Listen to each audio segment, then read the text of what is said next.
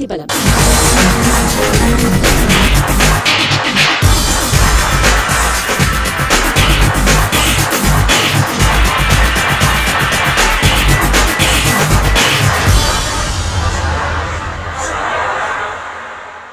Hi, welcome to business weekend. వారాంతరంలో నష్టాల్లో ముగిసిన స్టాక్ మార్కెట్లు, ఐపీఓకి వస్తున్న బీఎస్సీ, బడ్జెట్ పై స్టార్టప్, ఐటీ కంపెనీల అంచనాలు, ఈ స్టోరీలతో ఇవాల్టి బిజినెస్ వీకెండ్ రెడీగా ఉంది. Let's have a look.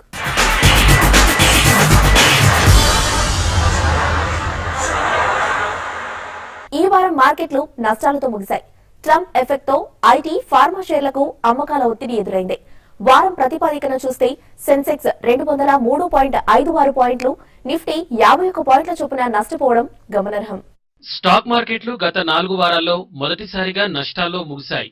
Trump America అధ్యక్షుడిగా తీసుకునే వైఖరిపై ఆందోళనతోనే శుక్రవారం మార్కెట్లలో ఐటీ, ఫార్మా షేర్లు నష్టపోయాయి. వాటి భయాలకు తగ్గట్లే డొనాల్డ్ ట్రంప్ ప్రసంగం సాగడం విశేషం. వీసాలు కానీ, ఉద్యోగాలు కానీ ఇక ప్రథమ ప్రాధాన్యం అమెరికన్లకే అని తేల్చడంతో కొంతకాలం ఈ స్టాక్స్ కి గడ్డుకాలమనే చెప్పాలి. It's going to be only America first.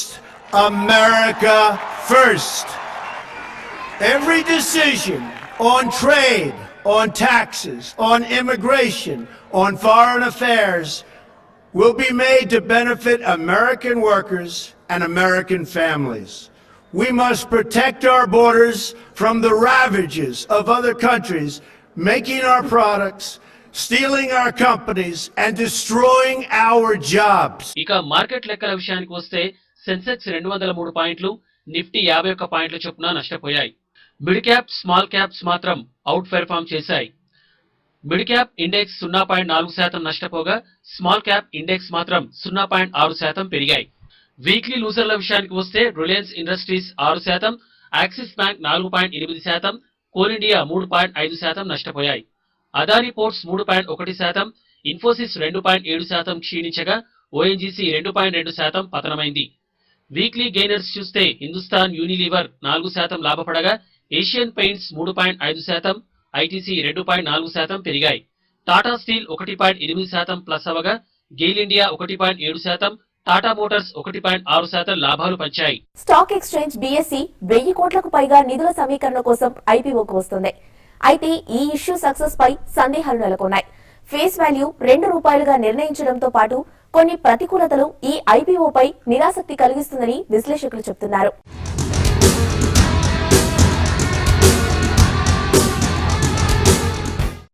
ఆసియాలోనే oldest exchange Bombay BSE offer for sale పద్ధతిలో ఐపీఓకి వస్తోంది. పైపైన చూస్తే ఇన్వెస్టర్లంతా ఎటు ట్రేడ్ చేసేది బీఎస్సీ లేదంటే ఎన్ఎస్సీ కాబట్టి ఈ ఇష్యూకి మంచి స్పందన వస్తుందని ఆశిస్తారు. అయితే ఇందులో కూడా కొన్ని లిమిటేషన్స్ ఉన్నాయని అంటున్నారు. షేర్ కి ₹805 ధరతో ₹2 ముఖ విలువ కలిగిన షేర్ల కొనుగోలుకి సిద్ధమయ్యాయి. 1243 కోట్ల బీఎస్సీ ఈ ఇష్యూ 2017లో తొలి ఐపీఓ ఆఫర్ ఫర్ సేల్ ముగిసిన తర్వాత బీఎస్సీ వాల్యూ 4400 కోట్లకి చేరనుంది.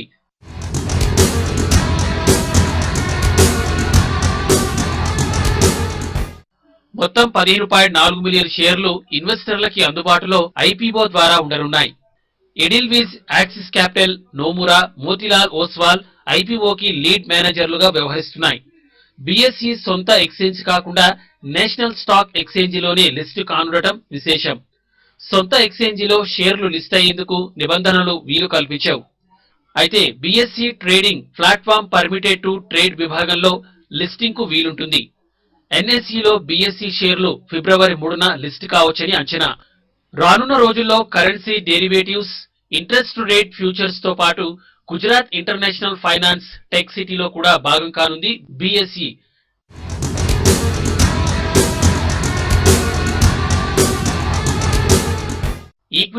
ఈక్విటీ డెరివేటివ్ సెగ్మెంట్ లో బీఎస్సీ రికార్డు అంతంత మాత్రమే. బీఎస్సీలో వాటాదారులైన సింగపూర్ ఎక్స్చేంజ్ తన వాటా మొత్తం విక్రయించనుంది. అయితే అది $2 బిలియన్ల సింగపూర్ డాలర్ల నష్టానికి కావడం గమనార్హం. బీఎస్సీ వాల్యుయేషన్ ఎంసీఎక్స్ ఐపీఓతో పోల్చితే 23 రెట్లు తక్కువ కావడం మరో ఆసక్తికర అంశం. అతి పురాతనమైన ఎక్స్చేంజ్ అనే రికార్డు తప్ప మరే ఘనత దీనికి లేదని కూడా కొంతమంది అభిప్రాయం. గతంలో ఈక్విటీ సెగ్మెంట్ లో 30% వాటా వ్యాపారం బీఎస్సీలో జరిగేది. అది కాస్త ఇప్పుడు 15% పడిపోయింది. లిక్విడిటీ ఎన్హాన్స్మెంట్ ఇన్వెస్టివ్ ప్రోగ్రామ్స్ నిర్వహించిన వ్యాపారం పెరగలేదు. కరెన్సీ డెరివేటివ్ సెగ్మెంట్ లో హయ్యర్ మార్కెట్ షేర్ సాధించడమే టార్గెట్ పెట్టుకుంది. ఇప్పటికీ 36% వ్యాపారం సాధించినా దాన్ని ఇంకా పెంచాలనేది బీఎస్ఈ లక్ష్యం. కన్సాలిడేటెడ్ రెవెన్యూ 8% పెరిగినా నికర లాభం మాత్రం 6% క్షీణించింది. నిర్వహణ లాభం 60% నుంచి 39%కి పడిపోవడం మరో ప్రతికూలత.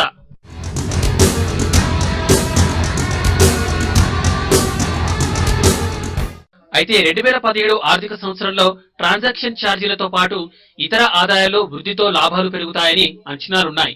సంవత్సర లాభంలో 25% సెటిల్మెంట్ గ్యారంటీ ఫండ్ కింద పక్కన పెట్టాలని సెబీ ఇటీవలి వరకు స్టాక్ ఎక్స్చేంజ్లపై షరతు విధించింది. ఇప్పుడు ఆ నిబంధన తొలగించడంతో ఆ మేరకు ఆదాయంతో పాటు లాభం కూడా కలిసి వస్తోందని మరో అంచనా ఉంది. ఇలా మిగిలిన నిధులను బీఎస్ఈ ఇతరత్రా వ్యాపారాల వైపు మళ్లించే వ్యూహంలో ఉన్నట్లు తెలుస్తోంది. ఏటా తగ్గిపోతున్న వృద్ధి రేటు, లాభాలు అనే ప్రతికూల అంశాలను దృష్టిలో పెట్టుకుంటే మాత్రం ఇన్వెస్టర్లు బీఎస్ఈ ఐపీఓపై పెద్దగా ఆశలు పెట్టుకోరని అనలిస్టులు చెప్తున్నారు.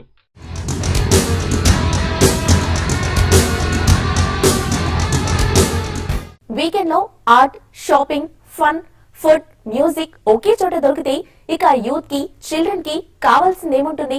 ఇదే కాన్సెప్ట్ తో బెంగళూరులో సక్సెస్ అయిన Sunday Soul Sanity Hyderabad Hitex లో ఈ నెల 22న సందడి చేయనుంది.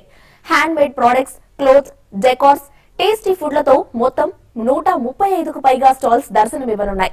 ఈ ఈవినింగ్ మ్యూజిక్ డీజేలతో హోరెత్తించనుంది. కంప్లీట్ ఫ్యామిలీ ఎంజాయ్ చేసే విధంగా ఈ కాన్సెప్ట్ రూపొందించామని సండే సోల్ ఆర్గనైజర్ వైష్ణవి అంటున్నారు.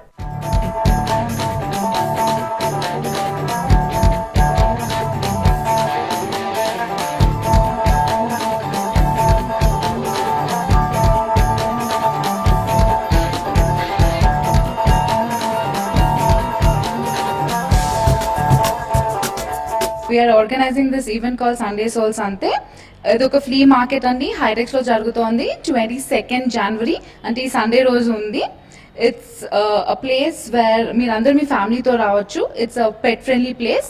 బేసిక్లీ మేము ఇది చేసే మోటో ఏంటి అంటే దీని behind we want to encourage art, craft and design. చాలా మంది ఈ ప్రోడక్ట్స్ తీసుకొచ్చి అక్కడ డిస్ప్లేలో పెడతారు. And people can come shop there.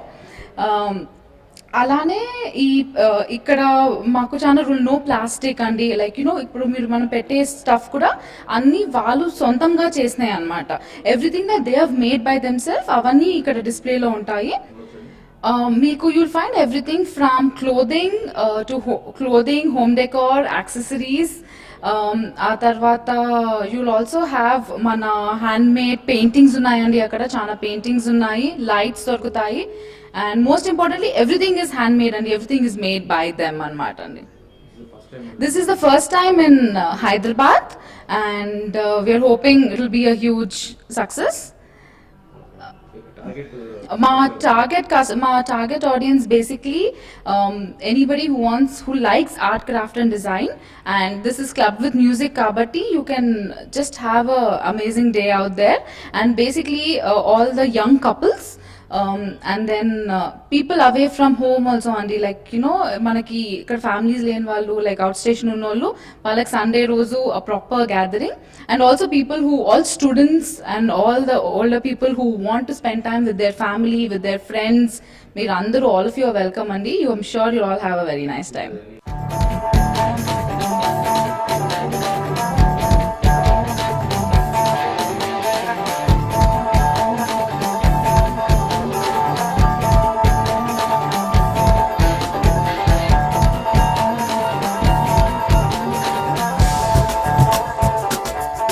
Hyderabad లో జీవాతి పేరుతో ఆర్గానిక్ ఫుడ్ రెస్టారెంట్ ప్రారంభమైంది. సేంద్రియ పద్ధతుల్లో పండించిన ఉత్పత్తులతో ఇక్కడి ఐటమ్స్ సర్వ్ చేస్తారు. ఈ తరహా రెస్టారెంట్ సిటీలో ఇదే మొట్టమొదటిదని నిర్వాహకులు చెప్తున్నారు.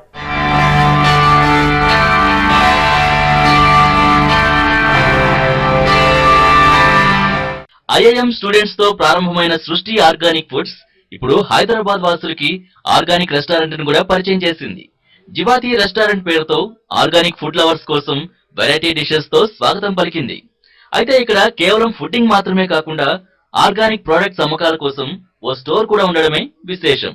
స్టోర్స్ ఆల్మోస్ట్ 160 వరకు మన అన్నీ ఉన్నాయి. బట్ ఇంటికి కావాల్సిన పక్కన అన్నీ దొరుకుతాయి అన్నమాట. ఏంటి లేకుండా అంటే ఇలాంటివి ఏమీ లేవు విచ్ మన ఇంటికి లేకుండా పోకుండా అన్ని తక్కువ అన్నీ ఉంటాయి అన్నమాట. ఆల్ 150-160 వెరైటీస్ ఉన్నాయి.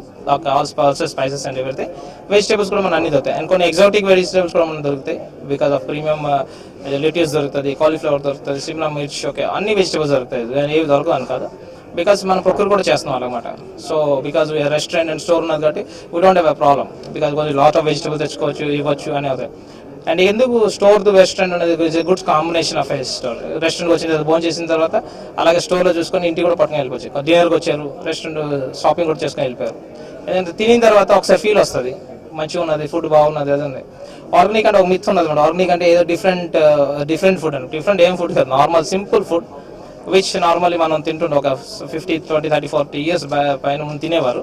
సేమ్ ఫుడ్ ఇప్పుడు మనం ఇస్తున్నాం. అది సో ఇట్స్ అన్ ఆర్గానిక్ అంతే. ఇంకా దాని బెటర్ నెక్స్ట్ 5 years టార్గెట్ అంటే we wanted to do 200 stores and 500 stores and 200 restaurants and our 1500 crores is a target. Okay, మన టర్న్ ఓవర్ అంతా అవ్వాలనుకుంటున్నాం. And lot of capital ventures కూడా వస్తున్నారు. Okay, coming forward. Radius 5 km రేడియస్లో మనం మొత్తం అంతా ఆర్గానిక్ స్టఫ్ అంతా ఇవ్వచ్చు. ఫస్ట్ 5 km రేడియస్ మనం ప్లాన్ చేస్తాం. దాని తర్వాత we can go to Hyderabad, much more location. But 5 km radius first చేసినానికి it may to take 4-5 months. Okay, because every household కొంటే వీఆర్ డన్. జూబ్లీస్ మనకి అయిపోయింది. But as a business we have to have a larger scope. Okay, మొత్తం హైదరాబాద్ అంతా మనం చేయాలనుకుంటున్నాం. మొత్తం 150కి పైగా ఆర్గానిక్ ఉత్పత్తులు జివాతీలో అందుబాటులో ఉన్నాయి. ఇప్పటిదాకా రసాయనాలతో పండించిన పంటలతో ఆరోగ్యపరంగా దుష్ప్రభావాలు ఎదురవుతున్నాయని, వాటికి విరుగుడు సేంద్రియ పద్ధతే సరైందని చాలా మంది అభిప్రాయం. ఆ కాన్సెప్ట్ తోనే ఆర్గానిక్ ఫార్మింగ్ ఊపందుకుంటోంది. అలాంటి పద్ధతిలోనే సృష్టి ఆర్గానిక్ ఫుడ్స్ తమ ఉత్పత్తులు పండిస్తోంది. ప్రస్తుతానికి జివాతి ఆర్గానిక్ వెజిటేరియన్ రెస్టారెంట్ ప్రారంభించగా, తొందరలోనే ఆర్గానిక్ నాన్ వెజ్ రెస్టారెంట్ ని కూడా ప్రారంభిస్తామంటోంది ఈ కంపెనీ. వచ్చే 5 ఏళ్లలో 200 రెస్టారెంట్లు, 500 ఆర్గానిక్ స్టోర్లు తెరిచే వ్యూహంలో ఉంది సృష్టి Organics.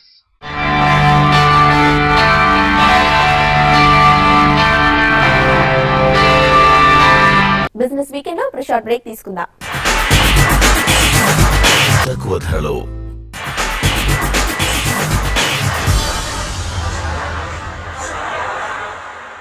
Welcome back to business weekend.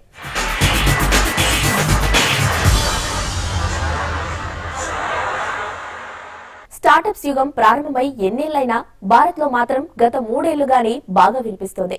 అంటే దాదాపు కేంద్రంలో బీజేపీ ఆధ్వర్యంలో ప్రభుత్వం ఏర్పాటైన నాటి నుంచి అని చెప్పొచ్చు. ఇప్పుడు బడ్జెట్ నేపథ్యంలో ఈ రంగానికి ఎక్కువ ప్రోత్సాహకాలుంటాయని ఆశిస్తున్నారు. ఆ రంగంలోని వారి అంచనాలు, కోరికలేంటో చూద్దాం.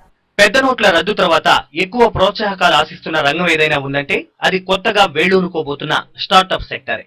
ఈ రంగంలో హడావిడి ఎక్కువ, ఫలితాలు తక్కువ అనే మాట వాస్తవమనే లెక్కలు చూపిస్తున్నాయి. అయినా మేక్ ఇన్ ఇండియా కాన్సెప్ట్ ని ముందుకు తీసుకెళ్లాలంటే స్టార్టప్స్ కి జవసత్వాలు ఇవ్వాల్సిన అవసరం ఉంది. అందుకే బడ్జెట్ లో కేంద్రం ఈ రంగంలోని పరిశ్రమలకి ప్రోత్సాహకాలు భారీగా ప్రకటిస్తుందని అంచనాలున్నాయి.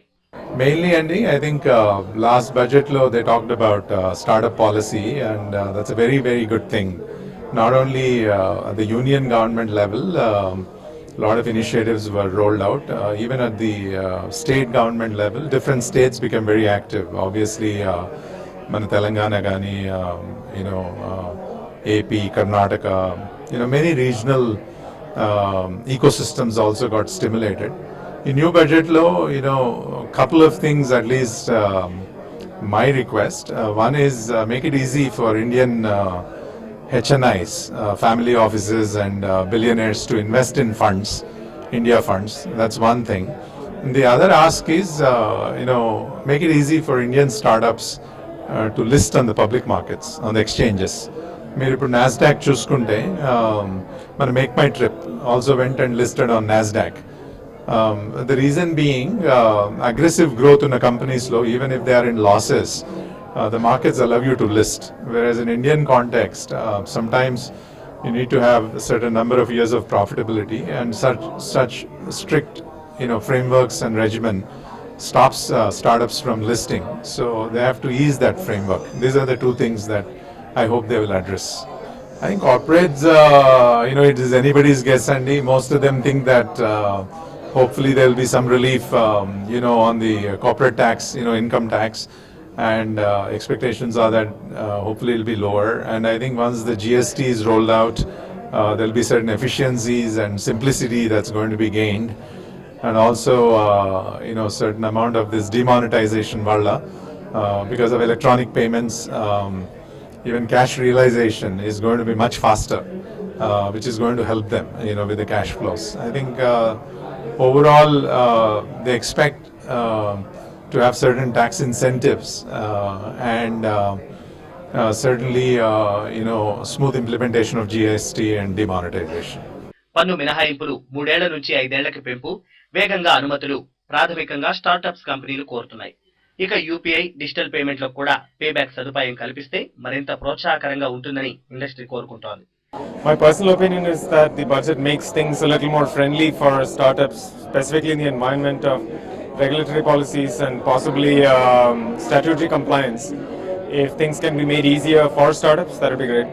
So, in the life of a startup, there are multiple things that happen. The biggest one is regulatory policies that affect startups the same way it affects larger companies. So if startups can be given a bit of a waiver such that startups can operate with more freedom in terms of regulatory frameworks, in terms of statutory compliance, in terms of fundraising, in terms of indirect taxes, in terms of direct taxation, etc.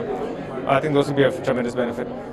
Startups రంగ నిపుణులు కొంతమంది వ్యక్తిగత ఆదాయ పన్ను నుంచి employee stock ఆప్షన్ల వరకు రకరకాల కోర్కెల చిట్టా విప్పారు.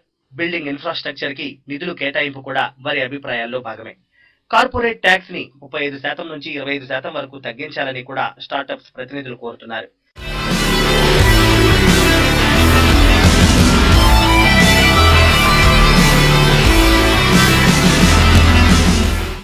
డిజిటల్ లిటరసీని ప్రోత్సహించే విధంగా కొత్త బడ్జెట్ ఉండాలని వారి అభిప్రాయం. కేంద్రం ఇప్పటికే క్రెడిట్ గ్యారంటీ స్కీమ్ పరిమితి 2 కోట్ల వరకు పెంచుతామంటోంది. ఇది కొత్తగా ఈ రంగంలోకి వస్తున్న వారికి ప్రోత్సాహం ఇస్తోందంటున్నారు. వీటికి తోడుగా వచ్చే బడ్జెట్ లో ఆర్థిక మంత్రి అరుణ్ జైట్లీ ఇంకెలాంటి ప్రోత్సాహకాలు ప్రవేశపెడతారో అనే అంశం ఇప్పుడు ఆసక్తిని కలిగిస్తోంది. డాలర్ తో పోల్చుకుంటే రూపాయి మారకం విలువ తగ్గడం ఐటీ కంపెనీలకు కలిసి వచ్చేదే అయినా కొద్ది కాలంగా ఈ రంగం నష్టాల్లో ఉందంటున్నారు. ఇప్పుడు కొత్త బడ్జెట్ లో ఐటీ రంగానికి ఊపునిచ్చే సంస్కరణలు ఏమైనా ఉన్నాయేమో అనే అంచనాలున్నాయి. అసలు బడ్జెట్ పై ఆ రంగం అంచనాలు ఎలా ఉన్నాయో చూద్దాం. ప్రస్తుతం సెక్షన్ 35(2)AB కింద ఆదాయపు పన్ను డిడక్షన్ కింద మినహాయింపు ఉంది. ఇది సాఫ్ట్వేర్ రంగానికి కొనసాగింపు కావాలని ఇండస్ట్రీ కోరుతోంది. సంస్థల రీసెర్చ్ సైంటిఫిక్ పరిశోధనల కింద ఖర్చు పెడుతున్న ధనంపై 200% వరకు డిడక్షన్ చూపించుకోవచ్చు. బయోటెక్నాలజీ, మ్యానుఫ్యాక్చరింగ్, ప్రొడక్షన్ కంపెనీలతో పాటు వాటి ప్రొడక్ట్స్ కి సాఫ్ట్వేర్ ఇండస్ట్రీలకు ఈ మినహాయింపు ప్రోత్సాహకం వర్తిస్తుంది. అయితే ఇది పూర్తిగా ప్రతి సాఫ్ట్వేర్ కంపెనీకి వర్తింపజేయాలని ఈ రంగం కోరుతోంది.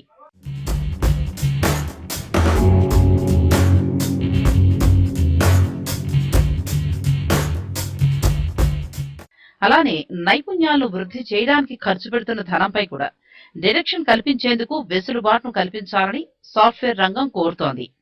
ఆదాయపు పన్ను చట్టం సెక్షన్ 35(CCD) కిందకు ఈ మినహాయింపునివ్వాలి అనేది వారి కోరిక. టెలికాం, హార్డ్వేర్, ఐటీ ఉత్పత్తుల్లో తరుగుదల పరిమితిని పెంచాలని సాఫ్ట్వేర్ రంగం అభిప్రాయపడుతోంది.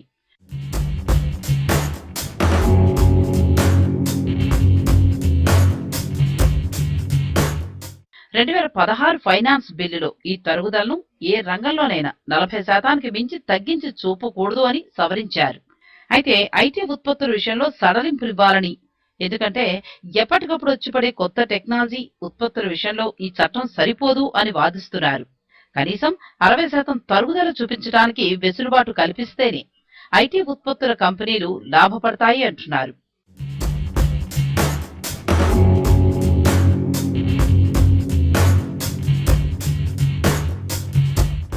అలానే ఎగుమతుల టర్నోవర్, మొత్తం టర్నోవర్ అనే పదాల మధ్య తేడా ఏంటో చట్టంలో పొందుపరచకపోవడంతో పన్నులు అధికంగా కట్టాల్సి వస్తోందని సాఫ్ట్వేర్ రంగం వాపోతోంది.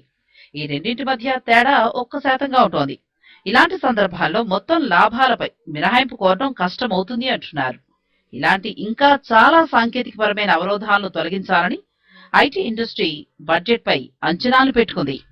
భారత్ ఇంటర్ఫేస్ ఫర్ మనీ భీమ్ యాప్ తర్వాత ప్రధాని మోడీ ఈ నెలాఖరుకల్లా ఆధార్ బేస్డ్ పేమెంట్స్ ప్రకటన చేస్తారని అంచనాలున్నాయి.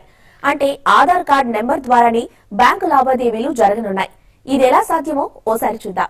ఏఈపీఎస్ అంటే ఆధార్ ఎనేబుల్డ్ పేమెంట్ సిస్టమ్. ఆధార్తో అనుసంధానం చేయబడ్డ నగదు చెల్లింపులు. ఈ పద్ధతి ఎలా ఉంటుందో అన్న ఆసక్తి అందరిలో బయలుదేరింది. పెద్ద నోట్ల రద్దు లక్ష్యం నెరవేరిందా లేదా అన్న సంగతి పక్కన పెడితే డిజిటల్ మనీ వైపు అడుగులు మాత్రం పడ్డాయి. ఇప్పుడు ఆ వేగాన్ని పెంచి ఏఈపీ సిస్టమ్ వైపు జనాన్ని మళ్లించేందుకు కేంద్రం ప్రయత్నం చేస్తోంది. ఇది పూర్తిగా బయోమెట్రిక్ సిస్టమ్ ని ఆధారం చేసుకుని పనిచేస్తుంది. ఆధార్ కార్డ్ బ్యాంకులతో అనుసంధానం చేసి ఉంటుంది, లేదంటే తర్వాతైనా చేస్తారు. ఆధార్ కార్డుకి ముందుగానే మన ఫింగర్ ప్రింట్స్ కానీ బొటనవేలి ముద్రలు కానీ తీసుకుని ఉంటారు. ఈ 3 వ్యవస్థలు అనుసంధానించబడ్డానికి ఓ మొబైల్ ఫోన్ ఉంటే సరిపోతుంది. ఈ వ్యవస్థలోకి మారడానికి బ్యాంకులు కూడా ముందుకొస్తున్నట్లు చెబుతున్నారు. అలానే సెక్యూరిటీ పరంగా కూడా ఎలాంటి చిక్కులు తలెత్తకుండా ట్రయల్ రన్స్ జరుగుతున్నాయట. కేంద్ర ప్రభుత్వం తాలూకు డిజిటల్ ఇండియాలో భాగంగా ఈ ఆధార్ బేస్డ్ పేమెంట్ సిస్టమ్ రాబోతోంది. ఈ వారంలో సెక్యూరిటీ చెక్స్ పూర్తి చేసుకుని జనవరి నెలాఖరుకు పూర్తి ప్రోడక్ట్ ని తయారు చేస్తామని కేంద్ర సాంకేతిక శాఖ చెబుతోంది. భీమ్ యాప్, యూపీఐ, ఏఈపీ 3 కూడా డిజిటల్ కరెన్సీని ప్రోత్సహిస్తాయని కేంద్రం అంచనా వేస్తోంది. అయితే ఈ ఆధార్ బేస్డ్ పేమెంట్ సిస్టమ్ కి అన్ని హంగులు పూర్తయిన తర్వాత లాంచింగ్ ఎప్పుడనేది మాత్రం ప్రధాని నిర్ణయానికి వదిలేసినట్లు తెలుస్తోంది. రిలయన్స్ ఏది చేసినా సంచలనమే అన్నట్లు ఫీచర్ ఫోన్ ద్వారా వోల్టీ సర్వీస్ అందించేందుకు సిద్ధమైందని తెలిసిందే. మరి ఆ ఫోన్ ఎలా ఉంటుందో అందరికీ ఆసక్తి ఉంటుంది కదా. దానికి సంబంధించిన ఫోటోలు అనధికారికంగా బయటికొచ్చాయి. కీబోర్డుతో వచ్చి ఈ మొబైల్లో my Jio, Jio TV, Jio SIM, Jio music కోసం ప్రత్యేక బటన్స్ కూడా ఉన్నాయి. దాదాపు 1500 రూపాయలు ఉంటుందని మార్కెట్ వర్గాలు అంచనా వేస్తున్నాయి. ఇవి బులెటిన్ విశేషాలు. మరో బులెటిన్లో మళ్ళీ కలుద్దాం.